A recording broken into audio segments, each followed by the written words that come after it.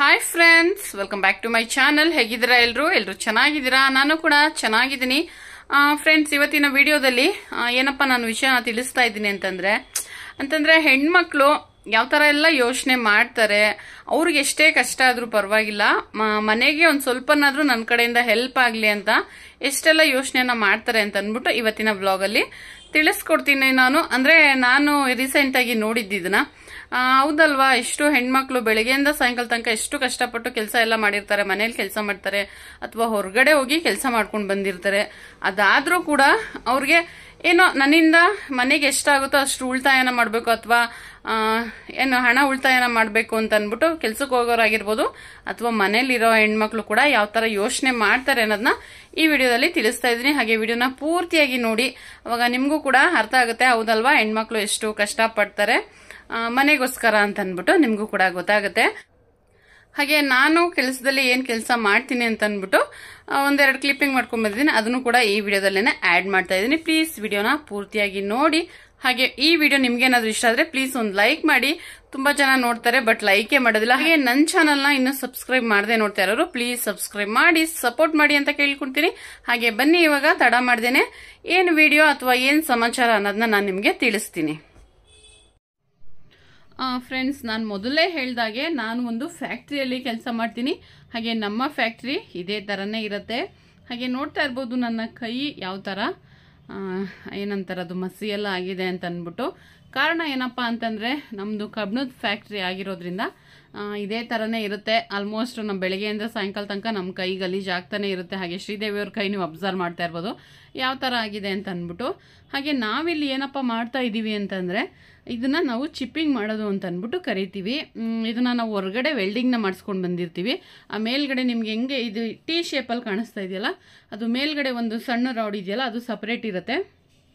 ಅದನ್ನು ನಾವು ನಮ್ಮ ಫ್ಯಾಕ್ಟ್ರಿಯಲ್ಲಿ ಮಾಡೋದಿಲ್ಲ, ಮಾಡ್ಬೋದು ಬಟ್ ಕೆಲಸಕ್ಕೆ ಯಾರು ಇರಲಿಲ್ಲ ಅಂತ ಅಂದ್ಬಿಟ್ಟು ಅವರು ಅವಾಗಿಂದನೂ ಹೊರಗಡೆ ಕೊಡ್ತಾ ಇರೋದ್ರಿಂದ ನೋಡಿ ನಾನು ನಿಮ್ಗೆ ಇಲ್ಲಿ ತೋರಿಸ್ತಾ ಇದ್ದೀನಿ. ಆ ಥರ ಚುಚ್ಚ ಥರ ಎಲ್ಲ ಇರುತ್ತೆ, ಆ ಥರ ಇರಬಾರ್ದು. ಸೊ ಹಾಗಾಗಿ ಅದನ್ನು ಚಿಪ್ಪಿಂಗ್ ಮಾಡಿ ತೆಗಿಬೇಕು ನಾವು. ಹಾಗೆ ನೋಡ್ತಾ ಇದ್ದೀರಲ್ಲ ನನ್ನ ಕೈ ಯಾವ ಥರ ಆಗಿದೆ ಅಂತ. ಇನ್ನೂ ಗಲೀಜಾಗುತ್ತೆ, ಏಕೆಂದರೆ ಇವಾಗ ಸ್ಟಾರ್ಟ್ ಮಾಡಿದಾಗ ನಾನು ವಿಡಿಯೋನ ಮಾಡಿದ್ದೀನಿ, ಅದಕ್ಕೆ ನನ್ನ ಕೈ ಅಷ್ಟರ ಮಟ್ಟಿಗಾದ್ರೂ ಇದೆ. ಇದನ್ನೆಲ್ಲ ನಾವು ಚಿಪ್ಪಿಂಗ್ ಮಾಡಿ ಒಂದು ಚೀಲಗಳಿಗೆ ತುಂಬಿ ಇಟ್ಟಿರ್ತೀವಿ. ಅದಾದಮೇಲೆ ಲಾಸ್ಟ್ ಪ್ರೊಸೆಸ್ ಅಂದರೆ ಪ್ಲೇಟಿಂಗ್ ಅಂತ ಅಂದ್ಬಿಟ್ಟು ಇದ್ರ ಮೇಲೆ ಒಂದು ಪ್ಲೇಟಿಂಗ್ ಅನ್ನೋದೊಂದು ಕೋಟಿಂಗ್ ಬರುತ್ತೆ. ಅದಾದಮೇಲೆ ಪ್ಯಾಕಿಂಗ್ ಮಾಡಿ ಆಫೀಸ್ ರೂಮಲ್ಲೆಲ್ಲ ಜೋಡಿಸಿ ಇಟ್ಕೊಂಡಿರ್ತೀವಿ. ಆರ್ಡ್ರ್ ಬಂದಾಗ ಕಳಿಸ್ತೀವಿ. ನಾನು ತುಂಬ ಸರಿ ಹೇಳಿದ್ದೀನಿ ಫ್ಯಾಕ್ಟ್ರಿಯಲ್ಲಿ ಕೆಲಸ, ಹಾಗೆ ಟೂಲ್ಸ್ ಮೇಕಿಂಗ್ ಫ್ಯಾಕ್ಟ್ರಿ ಇದು ಅಂತ ಅಂದ್ಬಿಟ್ಟು. ನೋಡಿ ಅಲ್ಲಿ ಒಡೆದು ತೆಗಿತಾ ಇದ್ದಾರೆ. ಆ ಥರ ಚುಚ್ಚೋದೇನಾರು ಇದ್ದಾಗ ಈ ಥರ ಸುತ್ತಿಗೆ ಮತ್ತು ಸಿಸಲ್ ಅಂತ ಅಂದ್ಬಿಟ್ಟು ಹೇಳ್ತೀವಿ, ಅದರ ಸಹಾಯದಿಂದ ನಾವು ಒಡೆದು ಅದನ್ನು ಪಿಸ್ರನ್ನೆಲ್ಲ ತೆಗಿತೀವಿ.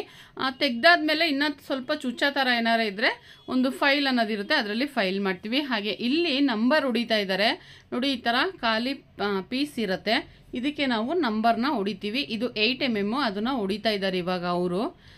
ಏನಾಗಿದೆ ಗೊತ್ತಾ, ನಮ್ಮ ಫ್ಯಾಕ್ಟ್ರಿಯಲ್ಲಿ ಈ ಥರ ಯಾವಾಗಲೂ ಆಗಿರಲಿಲ್ಲ. ನಾನು ಸೇರಿ ಇನ್ನೇನು 6 ವರ್ಷ ಆಯ್ತಾ ಬಂತು. ಈ ಥರ ಆಗೇ ಇರಲಿಲ್ಲ. ಕೆಲಸ ಫುಲ್ ಅಂದರೆ ಫುಲ್ಲು ಡೌನ್ ಆಗಿಬಿಟ್ಟಿದೆ. ಇಬ್ಬರು ಕೆಲಸ ಇದ್ದರೆ ಇಬ್ಬರು ಇರಲ್ಲ. ಹಾಗೆ ಈಗ ಮಾಡ್ತಿರೋ ಕೆಲಸನ ನಾವು ಬೇರೆ ಟೈಮಲ್ಲಾದರೆ ಕೆಲಸ ಇರುವಾಗಾದರೆ ಒಬ್ಬರೇ ಮಾಡ್ತೀವಿ. ಒಂದು ಕೈಲಿಂದ ಇಟ್ಕೊಂಡು ಇನ್ನೊಂದು ಕೈಲಿ ಅಲ್ಲಿ ಹ್ಯಾಂಡ್ ಪ್ರೆಸ್ ಅದನ್ನು ಹೊಡಿತೀವಿ. ಇದಕ್ಕೇನು ಕರೆಂಟ್ ಬೇಡ. ಯಾಕಪ್ಪ ಅಂತಂದರೆ ಹೆಸರೇ ಹೇಳೋ ಥರ ಇದು ಹ್ಯಾಂಡ್ ಪ್ರೆಸ್ ಅಲ್ವಾ, ಸೊ ಹಾಗಾಗಿ ಹ್ಯಾಂಡಲ್ಲಿ ಹೊಡೆಯೋದು ಅಷ್ಟೇ. ಅದು ನೋಡ್ತಾ ಇರ್ಬೋದು ಅವ್ರು ಎಷ್ಟು ಫಾಸ್ಟಾಗಿ ಇಡ್ತಾ ಇದ್ದಾರೆ, ತೆಗಿತಾ ಇದ್ದಾರೆ. ಬಟ್ ಸ್ವಲ್ಪ ಏನಾದ್ರು ಹೆಚ್ಚು ಕಮ್ಮಿ ಆದರೆ ಕೈ ಮೇಲೇ ನೇಮ್ ಬಂದ್ಬಿಟ್ಟಿರುತ್ತೆ. ಹಾಗಾಗಿ ಸ್ವಲ್ಪ ಹುಷಾರಾಗಿ ನೋಡ್ಕೊಂಡು ಹೊಡಿಬೇಕು. ಇದೆಲ್ಲ ಇರುತ್ತೆ ಕೆಲಸದಲ್ಲಿ, ಒಂದು ಸ್ವಲ್ಪ ಕಷ್ಟ ಆದರೂ ಕೂಡ ನಾವು ಮಾಡ್ತಾಯಿದ್ದೀವಿ. ಇವರಿಬ್ಬರು ಏನು ನಂಬರ್ ಹೊಡಿತಾ ಇದ್ರು ಮತ್ತು ಆ ಹುಡುಗ ಇದ್ದಾನಲ್ಲ, ಅವರಿಬ್ಬರು ಹೊಸದಾಗಿ ಬಂದಿರೋದು. ನಾವು ಮುಂಚೆ ನಾನು ಶ್ರೀದೇವಿ ಮತ್ತು ಇನ್ನೊಬ್ರು ಭಾನು ಅಂತ ಇದ್ರು, ಅವರು ಬಿಟ್ಬಿಟ್ಟಾದ್ಮೇಲೆ ನಾನು ಶ್ರೀದೇವಿ ಇದ್ವಿ. ಹಂಗೆ ಮಧ್ಯ ಒಂದು 2-3 ಜನ ಬಂದು ಬಿಟ್ಟೋದ್ಮೇಲೆ ಇವರಿಬ್ಬರು ಸೇರ್ಕೊಂಡ್ಮೇಲೆ ಇವರಿಬ್ಬರು ಒಂದೊಂದು ವರ್ಷದಿಂದನೂ ಕೂಡ ಮಾಡ್ತಾ ಇದ್ದಾರೆ. ಈ ಹುಡುಗ ಬಂದು 1-2 ವರ್ಷ ಆಗಿರ್ಬೋದು. ಇನ್ನೊಬ್ರು ಹೊಸಬ್ರು ಅವರು ಇದ್ದಾರಲ್ಲ, ಅವ್ರ ನಂಬರ್ ಹೊಡಿತಾ ಇದ್ರು ಲಕ್ಷ್ಮಿ ಅಂದ್ಬಿಟ್ಟು, ಅವ್ರು ಬಂದು 1 ವರ್ಷ ಆಗಿದೆ. ಹಾಗೆ ಇವಾಗ ಟೀ ಬಂತು. ನೋಡ್ತಾ ಇರ್ಬೋದು ನೀವು, ಅಂಕಲ್ಗೆ ಎಷ್ಟು ವಯಸ್ಸಾಗಿದೆ, ಬಟ್ ಆದ್ರೂ ದುಡಿಯೋದಕ್ಕೆ ಏನಾದರೂ ಒಂದು ಬಿಸ್ನೆಸ್ ಅಂತ ಅಂದ್ಬಿಟ್ಟು ಅವರು ಕೂಡ ಮಾಡ್ತಾ ಇದ್ದಾರೆ. ಏನಕ್ಕೆ ಅಂದರೆ ಜೀವನ ನಡೆಸ್ಬೇಕಲ್ವಾ, ಯಾರ ಹತ್ರನೂ ಕೇಳೋದಕ್ಕೆ ಆಗೋದಿಲ್ಲ. ವಯಸ್ಸಾದ್ಮೇಲೆ ಇದೊಂದು ಇದ್ದೇ ಇರುತ್ತೆ. ಸೊ ಎಲ್ರಿಗೂ ಹೇಳೋದದೇ, ವಯಸ್ಸಾಯಿತು ಅಂತ ಮನೇಲಿ ಕೂತ್ಕೊಳ್ಳೋದಲ್ಲ, ನಮ್ಮ ಕೈಲಾಗಷ್ಟು ದಿವಸ ಕೂಡ ನಾವು ದುಡಿಮೆನ ಮಾಡಬೇಕಾಗತ್ತೆ.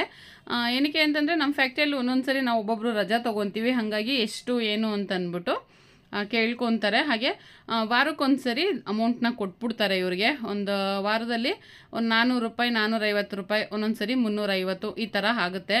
ಏಕೆ ಅಂತಂದರೆ ಒಂದೊಂದು ಸರಿ ಓನರ್ ಇರಲಿಲ್ಲ. ಇವತ್ತು ನೋಡಿ, ಈಗ ಓನರ್ ಇರಲಿಲ್ಲ, ನಾವು 4 ಜನ ಇದ್ದಿದ್ದು. ಹಾಗಾಗಿ 4 ಟೀ ತೊಗೊಂಡಿದ್ದೀವಿ. ಅಂದರೆ 3 ಟೀ, 1 ಬಾದಾಮಿ ಹಾಲು ತೊಗೊಂಡಿದ್ದೀವಿ. ನಾನು ಟೀ ಕುಡಿತೀನಿ, ಹಾಗೆ ಶ್ರೀದೇವಿನೂ ಟೀ ಕುಡಿತಾರೆ, ಹಾಗೆ ಚೇತನ್ ಅಂತ ಇನ್ನೊಂದು ಹುಡುಗ ಇದ್ದಾನಲ್ಲ ಅವನು ಕೂಡ ಟೀ ಕುಡಿತಾನೆ. ಆದರೆ ಲಕ್ಷ್ಮಿ ಅನ್ನೋರು ಮಾತ್ರ ಬೆಳಿಗ್ಗೆ ಹೊತ್ತು ಟೀ ಕುಡಿತಾರೆ, ಸಾಯಂಕಾಲದ ಹೊತ್ತು ಬಾದಾಮಿ ಹಾಲನ್ನ ತೊಗೊತಾರೆ. ಅವ್ರಿಗೆ ವಾರಕ್ಕೊಂದ್ಸರಿ ಪೇಮೆಂಟ್ನ ಕೊಟ್ಬಿಡ್ತಾರೆ ಓನರು. ಅದು ಅವರು ಲೆಕ್ಕ ಹಾಕಿ ಶನಿವಾರದೊತ್ತು ಸ್ಲಿಪ್ಪಲ್ಲಿ ಕೊಟ್ಬಿಟ್ಟು ಹೋಗ್ಬಿಡ್ತಾರೆ. ಇಂಥವ್ರನ್ನೆಲ್ಲ ನೋಡಿದಾಗ ನಮಗೂ ಅನಿಸುತ್ತಲ್ವಾ, ನಾವು ಈ ವಯಸ್ಸಲ್ಲೇ ಮನೆಯಲ್ಲಿ ಇರಬಾರ್ದಪ್ಪ, ದುಡಿಬೇಕು ಅಂತ ಅಂದ್ಬಿಟ್ಟು. ನೋಡಿ 4 ಕಾಲಾಗಿದೆ. ಹಾಗೆ ಟೀ ಲಿಸ್ಟ್ ಕೂಡ ಕೊಟ್ಟಿದ್ರು, 1 ವಾರ ಆಯ್ತಲ್ಲ. ಹಾಗಾಗಿ ಅವರು ಎಷ್ಟೆಷ್ಟು ಟೀ ಕೊಟ್ಟಿದ್ದಾರೆ, ಯಾವ್ಯಾವ ಟೈಮಲ್ಲಿ ಅಂತ ಬರ್ಕೊಟ್ಬಿಟ್ಟಿರ್ತಾರೆ. ಬೆಳಗ್ಗೆ ಸಾಯಂಕಾಲ 2 ಟೈಮ್ ಬರ್ತಾರೆ. ಹಾಗಾಗಿ ಅದನ್ನು ಲೆಕ್ಕ ಮಾಡಿ ಸೋಮವಾರ ಪೇ ಮಾಡಿಬಿಡ್ತಾರೆ ಅವ್ರಿಗೆ. ಸೊ ನೋಡ್ತಾ ಇದ್ದೀರಲ್ಲ ಅಂಕಲ್ ಯಾವ ಥರ ಅವರ ಜೀವನ ನಡೆಸೋದಕ್ಕೆ ದಾರಿನ ಕಂಡುಕೊಂಡಿದ್ದಾರೆ ಅಂತ. ಹಾಗೆ ಟೀ ಬಿಸ್ನೆಸ್ ಕೂಡ ತುಂಬ ಒಳ್ಳೆ ಬಿಸ್ನೆಸ್ ಅಂತಲೇ ಹೇಳ್ಬೋದು. ಲಾಭ ಕೂಡ ಇದೆ. ಒಂದು ಟೀಗೆ 8 ರೂಪಾಯಿ. ಬೇರೆ ಕಡೆ ಸಿಂಗಲ್ ಟೀ ತೊಗೊಂಡ್ರೆ 10 ರೂಪಾಯಿ ಅಂತೆ. ಬಟ್ ಇದು ಫ್ಯಾಕ್ಟ್ರಿ ಅಲ್ವಾ, ಡೈಲಿ ತೊಗೋತಾ ಇರ್ತಾರೆ. ಹಾಗಾಗಿ ಒಂದು ದಿವಸ 5 ಟೀ ಅಂತೂ ಗ್ಯಾರಂಟಿ. ಅಂದರೆ ಬೆಳಿಗ್ಗೆ ಸಾಯಂಕಾಲ ಸೇರಿ 10 ಟೀ ಅಂತೂ ಗ್ಯಾರಂಟಿ. ಇವಾಗ ಇಲ್ಲಿ ಇವರೆಲ್ಲ ಪ್ಯಾಕಿಂಗ್ನ ಮಾಡ್ತಾ ಇದ್ದಾರೆ. ಹಾಗೆ ನನಗೆ ಒಂದು ಚೆಕ್ಕಿಂಗ್ ಮಾಡೋ ಕೆಲಸ ಕೊಟ್ಟಿದ್ರು. ಒಂದೊಂದು ಸರಿ ಏನಾಗುತ್ತೆ ಗೊತ್ತಾ, ಸ್ವಲ್ಪ ಲೂಸ್ ಏನಾದರೂ ಗೇಜ್ ಇದ್ದರೆ ಅಥವಾ ಟೈಟ್ ಗೇಜ್ ಇದ್ದರೆ ನಮಗೆ ಇಲ್ಲಿ ಪವರ್ ಪ್ರೆಸ್ಸಲ್ಲಿ ಹೊಡಿಯೋದಕ್ಕೆ ಕಷ್ಟ ಆಗುತ್ತೆ. ಆವಾಗ ಪಂಚ್ ಮುರಿದೋಗೋದಾಗಿರ್ಬೋದು, ಆ ಥರ ಎಲ್ಲ ಆಗ್ತಾ ಇರುತ್ತೆ. ಸೊ ಹಾಗಾಗಿ ಒಂದು ಸರಿ ಗೇಜ್ ಚೆಕ್ ಮಾಡ್ಕೊಂಡ್ಬಿಡಿ ಅಂತಂದ್ಬಿಟ್ಟು ಕೊಟ್ಟಿದ್ರು. ಹಾಗಾಗಿ ಅದನ್ನು ನಾನು ಮಾಡ್ತಾಯಿದ್ದೆ. ಅವರೆಲ್ಲರೂ ಕೂಡ 3 ಜನ ಸೇರ್ಕೊಂಡು ನೋಡಿ ಪ್ಯಾಕಿಂಗ್ನ ಮಾಡ್ತಾಯಿದ್ದಾರೆ. ಹಾಗೆ ಇದು ನಮ್ಮ ಫ್ಯಾಕ್ಟ್ರಿಯಲ್ಲಿ ಹೊಸದಾಗಿ ತಯಾರಾಗಿರೋ ಜಾಕ್ ಇದು. ಹಾಗೆ ಇದು ಒಂದು 2 ದಿವಸದ ವಿಡಿಯೋ ಅಂತಲೇ ಹೇಳ್ಬೋದು. ನೋಡ್ತಾ ಇರ್ಬೋದು ಯಾವ ಥರ ಕಿಡಿ ಎಲ್ಲ ಹಾರ್ತಾ ಇದೆ ಅಂತಂದ್ಬಿಟ್ಟು. ಇದು ನಾವು ರೋಟ್ರಿ ಅಂತ ಅಂದ್ಬಿಟ್ಟು ಕರಿತೀವಿ. ನೋಡಿ ಎಷ್ಟು ಬಿಸಿ ಇರುತ್ತೆ ಗೊತ್ತಾ. ಅದೇನಾದ್ರು ನಮಗೇನಾದ್ರು ಒಂಚೂರು ಟಚ್ ಆಯಿತು ಅಂದರೆ ಹಾಗೆ ಬೊಬ್ಬೆ ಬಂದ್ಬಿಟ್ಟಿರುತ್ತೆ. ಸೊ ಬಿಸಿ ಇರುತ್ತೆ, ನೋಡಿಕೊಂಡು ಇಲ್ಲಿ ಕೆಲಸ ಅನ್ನೋದನ್ನ ಮಾಡಬೇಕಾಗತ್ತೆ. ಹಾಗೆ ಇವಾಗ ನಾನು ವಿಷಯಕ್ಕೆ ಬರ್ತೀನಿ. ನೋಡ್ತಾ ಇರ್ಬೋದು ಹೆಣ್ಮಕ್ಳೆಲ್ಲ ಯಾವ ಥರ ನನಗೂ ಹೂವು ಕೊಡಿ, ನನಗೂ ಹೂವು ಕೊಡಿ, ನಾನು ದುಡ್ಡು ಕೊಟ್ಟಿದ್ದೀನಿ ಇಷ್ಟು ನೋಡಿ ಯಾವ ಥರ ಅವ್ರಿಗೆ ಕೊಡೋಕ್ಕೆ ಬಿಡ್ತಾ ಇಲ್ಲ. ಅಣ್ಣಂಗೆ ನನಗೆ ಕೊಡಿ, ನನಗೆ ಕೊಡಿ ಅಂತ ಒಂದೇ ಸಮ ಹಂಗೆ ನಿಂತ್ಕೊಂಡ್ರೆ ಒಬ್ಬರು ಇರೋದು. ಅವರು ಹೆಂಗೆ ವ್ಯಾಪಾರ ಮಾಡ್ತಾರೆ ಅಲ್ವಾ. ಜನಗಳು ಕೂಡ ಇದನ್ನ ಅರ್ಥ ಮಾಡ್ಕೊಬೇಕು. ಬಟ್ ನೀವು ಅಲ್ಲಿ ಅಬ್ಸರ್ವ್ ಮಾಡ್ತಾ ಇರ್ಬೋದು, ಒಂದು ಲೇಡಿ ವ್ಯಾನಿಟಿ ಬ್ಯಾಗ್ ತಗ್ಲಾಕೊಂಡು ನಿಂತಿದ್ದಾರೆ. ಅವರು ಕೆಲ್ಸಕ್ಕೆ ಹೋಗಿ ಈಗ ಮನೆಗೆ ಹೋಗ್ಬೇಕಾದ್ರೆ ಹೂವನ್ನ ತೊಗೊಂಡೋಗ್ತಾ ಇದ್ದಾರೆ. ಕೆಲ್ಸಕ್ಕೆ ಹೋಗಿ ಕೆಲಸನೇ ಮಾಡಿ ಸಾಕಾಗಿರುತ್ತೆ. ಮನೆಗೆ ಹೋಗಿ ಅಡುಗೆ ಮಾಡೋದು, ಪಾತ್ರೆ ತೊಳೆಯೋದು, ಏನೋ ಒಂದು ಕೆಲಸ ಇರುತ್ತೆ. ಬಟ್ ಆದರೂ ಹೆಣ್ಮಕ್ಳು ಏನೋ ಒಂದು 10-20 ರೂಪಾಯಿ ಉಳಿಸ್ಬೇಕು ಅಂತ ಎಷ್ಟು ಕಷ್ಟಪಡ್ತಾರೆ. ಇದನ್ನ ನೋಡಿ ನನಗಂತೂ ಆಶ್ಚರ್ಯ ಆಯಿತು. ಏನಕ್ಕೆ ಅಂತಂದರೆ ನಾನು ಕೂಡ ಹೂವು ಕಟ್ತೀನಿ, ಬಟ್ ನನಗೆ ಮಲ್ಲಿಗೆ ಕಟ್ಟೋದಕ್ಕೆ ಬರೋದಿಲ್ವಲ್ಲ. ಹಾಗಾಗಿ ನಾನು ಕಟ್ಟಿರೋ ಹೂವಿಗೋಸ್ಕರ ಕಾಯ್ತಾ ಇದ್ದೆ. ಈ ಅಣ್ಣ ಏನಂತಂದರೆ ಬೇರೆ ಕಟ್ಟೋರಿಗೆ ಕೊಟ್ಟಿರ್ತಾರಲ್ಲ ಹೂವು ಕಟ್ಕೊಡೋರಿಗೆ, ಅವ್ರಿನ್ನ ಬಂದಿರಲಿಲ್ಲ. ಸ್ವಲ್ಪ ಹೊತ್ತು ವೆಯ್ಟ್ ಮಾಡಿ ಕೊಡ್ತೀನಿ ಅಂತ ಹೇಳಿದ್ಬಿಟ್ಟು ವೆಯ್ಟ್ ಮಾಡ್ತಾಯಿದ್ರು. ಬಟ್ ನಾನು ಕೂಡ ಅಲ್ಲಿ ಒಂದು ಮೊಳಕ್ಕೆ 15 ರೂಪಾಯಿ ಉಳಿತಾಯ ಆಗುತ್ತೆ ಅಂತಲೇ ಎಷ್ಟು 1 ಅವರ್ ವೆಯ್ಟ್ ಮಾಡಿ ನಾನು ಹೂವನ್ನ ತೊಗೊಂಡು ಬಂದಿದ್ದೀನಿ. ಇದನ್ನು ನೋಡಿ ನನಗೆ ಇದನ್ನು ವೀಡಿಯೋ ಹಾಕಲೇಬೇಕು ಅಂತ ಅನ್ನಿಸ್ತು. ಅದಕ್ಕೋಸ್ಕರ ಆಗ್ತಾಯಿದ್ದೀನಿ. ಅದ್ರ ಜೊತೆ ಸ್ವಲ್ಪ ನೋಡಿ ಗಂಡಸರುಗಳಿದ್ದಾರೆ. ಏನಕ್ಕೆ ಅಂತಂದರೆ ಹೆಣ್ಮಕ್ಳು ಹೇಳಿ ಕಳಿಸಿರ್ತಾರೆ, ಹೋಗಿ ತೊಗೊಂಡು ಬನ್ನಿ, ಈ ಥರ ಕಟ್ಕೊಂಡ್ರೆ ನಮಗೆ ಇಷ್ಟು ರೂಪಾಯಿ ಸೇವ್ ಆಗುತ್ತೆ ಅಂತ ಅಂದ್ಬಿಟ್ಟು ಹೇಳಿ ಕಳಿಸಿರ್ತಾರೆ. ಸೊ ಹಂಗಾಗಿ ನೋಡ್ತಾ ಇರ್ಬೋದು ನೀವು, ನನಗೆ ಕೊಡಿ, ನನಗೆ ಕೊಡಿ ಅಂತ ಅಂದ್ಬಿಟ್ಟು ಎಷ್ಟು ಹೆಂಗಸರುಗಳು ತೊಗೊತಾ ಇದ್ದಾರೆ ಅಂತ ಅಂದ್ಬಿಟ್ಟು. 100 ಗ್ರಾಮು 60 ರೂಪಾಯಿ ಏನೋ ಅವತ್ತು ಮಾರ್ತಾಯಿದ್ರು.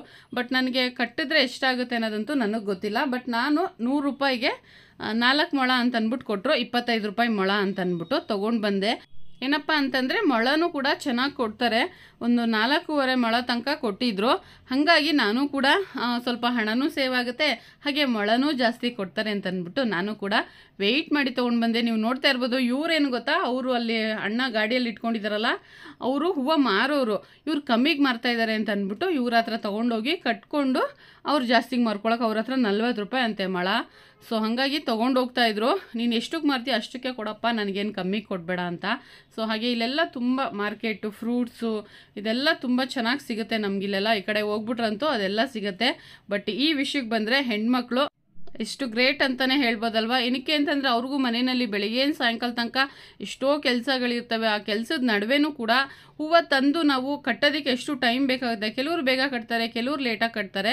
ಸೊ ಎಷ್ಟು ಟೈಮ್ ಬೇಕಾಗುತ್ತೆ. ಆ ಪೇಷನ್ಸಲ್ಲಿ ಒಂದು 20 ರೂಪಾಯಿ 30 ರೂಪಾಯಿ ಉಳಿತಾಯ ಆಗುತ್ತೆ ಅಂತ ಅದನ್ನು ಬಂದು ತೊಗೊಂಡೋಗಿ ಕಟ್ತಾರೆ. ನೋಡ್ತಾ ಇರ್ಬೋದು ಎಷ್ಟು ಕತ್ಲೆ ಆಗಿದೆ. ನಾನು ಈಗ ಹೂವನ್ನ ವೆಯ್ಟ್ ಮಾಡಿ ಹಾಗೆ ವೀಡಿಯೋನು ಕೂಡ ಮಾಡಿಕೊಂಡು ಹೂವನ್ನ ತೊಗೊಂಡೋಗ್ತಾ ಇದ್ದೀನಿ ನಾನು. ಸೊ ಅದಕ್ಕೆ ಹೇಳಿದ್ದು, ಹೆಣ್ಮಕ್ಳು ಮನೆಗೋಸ್ಕರ ಎಷ್ಟು ಕಷ್ಟಪಡ್ತಾರೆ ಅಂತಂದ್ಬಿಟ್ಟು. ಹಾಗೆ ಅವರು ಆ ಥರ ಯೋಚನೆ ಮಾಡೋದಕ್ಕೆ ಹೋಗೋದಿಲ್ಲ. ಬಿಡು ನಾನು ಯಾಕೆ ಅಷ್ಟು ಕಷ್ಟಪಟ್ಟು 1 ಅವರ್ ಹಾಫ್ ಆನ್ ಅವರ್ ಎಲ್ಲ ಕುತ್ಕೊಂಡು ಕಟ್ಟಬೇಕು, ಒಂದು 10 ರೂಪಾಯಿ ಎಕ್ಸ್ಟ್ರಾ ಕೊಟ್ಟಾದ್ರೂ ತೊಗೊಂಬರೋಣ ಅಂತ ಮಿಡಲ್ ಕ್ಲಾಸ್ ಫ್ಯಾಮಿಲಿ ಹೆಣ್ಮಕ್ಳು ಯೋಚನೆ ಮಾಡೋದಿಲ್ಲ. 10 ರೂಪಾಯಿ ಉಳಿದ್ರೆ ಬೆಳಿಗ್ಗೆ ಹಾಲ್ಗೋ ಮಕ್ಳಿಗೆ ಬಿಸ್ಕೆಟ್ಗೋ ಏನಕ್ಕೋ ಆಗುತ್ತೆ, ಅಥವಾ ಪೆನ್ಗೋ ಪೆನ್ಸಿಲ್ಗೋ ಆಗುತ್ತೆ ಅಂತ ಅಂದ್ಬಿಟ್ಟು ಯೋಚನೆನ ಮಾಡ್ತಾರೆ.